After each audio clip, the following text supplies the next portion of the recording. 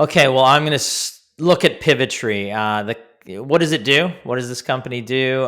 They refer to themselves as a leader in frictionless commerce strategies, design, builds, and they manage digital commerce, data management, and supply chain solutions. Pivotree is essentially an end-to-end provider of e-commerce, supply chain, and data or master data management services for over 180 large and mid-market retailers, branded manufacturers, wholesalers, and distributors in North America. The company supports clients on a digital strategy, platform design, build, implementation, and on hosting through ongoing support.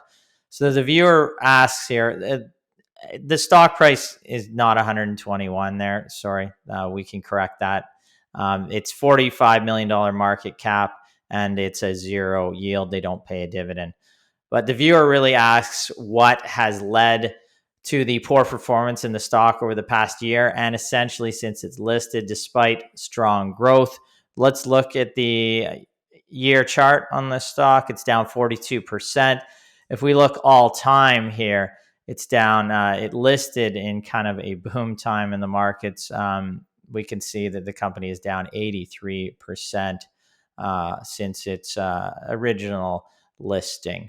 Now, let's look at what is driving this. Well, revenue growth was strong, as the viewer had pointed out. Revenues grew from $49.8 million in 2018 to $101.7 million in 2021. Operating profit fluctuated over that period, but actually trended towards higher losses.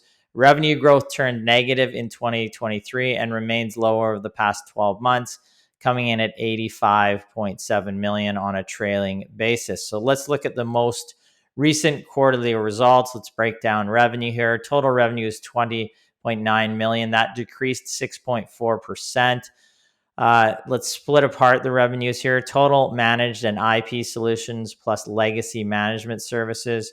So that would be, they call it MIPS and LMS, of $9.4 million, a decrease of 14.7%. The year-over-year decline was primarily the result of the reduction of Oracle customers as services ramps down this legacy business, partially offset by upsell on existing customers and additions of new customers. The managed IP solutions, or the MIPS, revenue actually grew 38% to $4 million in the quarter from $2.9 million in Q1 2023. Legacy managed services revenue again declined 33.5% to $5.4 million from $8.1 million in the same period last year. Now, professional services were also down to $11.5 million. That's a decrease of 17.7%.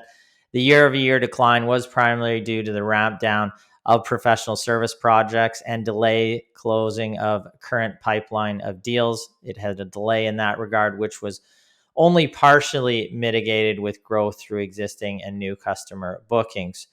If we look at the net loss over that period, $2.2 million compared to a net loss of $1.4 million, so a higher net loss primarily due to the timing of third-party costs and increased contractor spend to support growing professional services revenue, which contributed to reduced gross profits. Adjusted EBITDA was about $200,000 compared to an adjusted EBITDA of about $900,000 in the prior year period. So let's look at the balance sheet. The balance sheet is relatively strong. Cash is about $7.9 million, just marginal debt there. So about $7.1 million in net cash. Let's look at the valuations here. EV to revenue is 0.4, EV to adjusted EBITDA. This is based on an estimate. It seems to me like a very optimistic estimate, the one estimate that we see out there. So I put a question mark beside that. The PE, there's no earnings, so no way to calculate a PE. That's trailing. Looking forward, not expected to have positive EPS this year. So that really gets to a quick conclusion on the company. From our perspective, that will summarize the story on Pivotree in terms of its declining share price. Well, the company had experienced solid revenue growth. In the near term, revenues are now declining, and the company is yet to post significant positive cash flow and certainly no earnings. Over time, this leads to a lower share price, no matter what story you are telling investors. Now, Pivotree has shifted to product. It's product shift. Sorry, the shift in the product mix here strategically is gaining momentum. The company generated $4 million of managed and IP solutions. The MIPS revenue that was up 38% in Q1, and they signed $2.9 million of booking in this newer growth area of the business.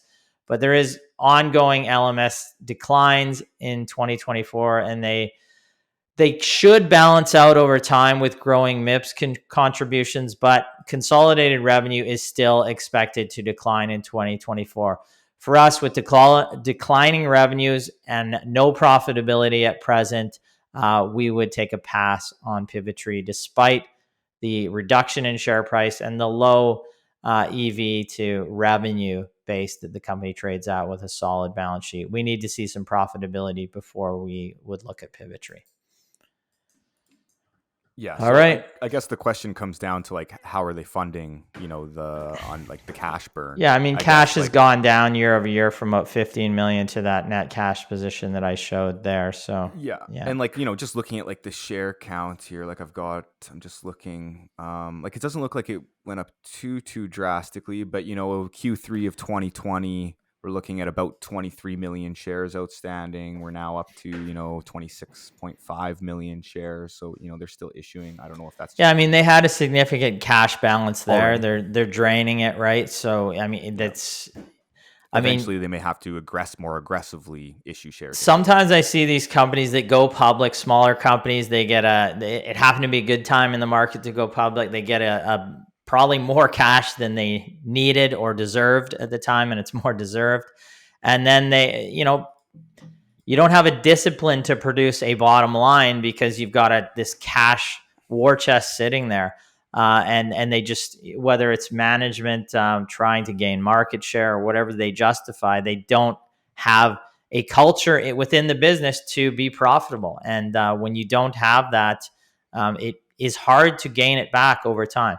And again, there are legacy business issues going on here, and investing in a new business. But you've always got that type of thing going on in a business. I'd prefer a company that has profitability and gain their cash hoard through internally generated cash. You can't always have that, but it's certainly not the case here.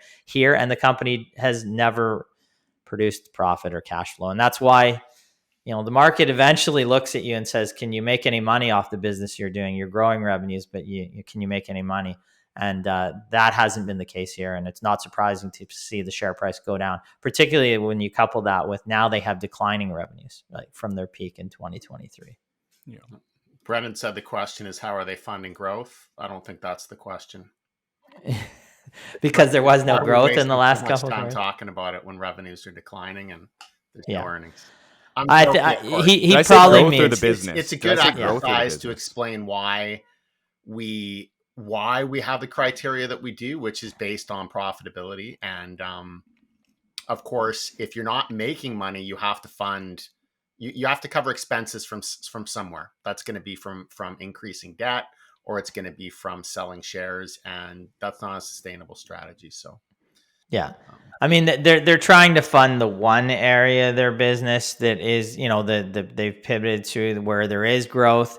But again, like that cash balance will run out quite quickly, developing more software if you continually lose money, right? So, and that's, kind of what's going on here. And until they can show that, and if they get in a situation where they're not net cash anymore and they have to go to the equity markets with a lower share price, then it becomes a spiral.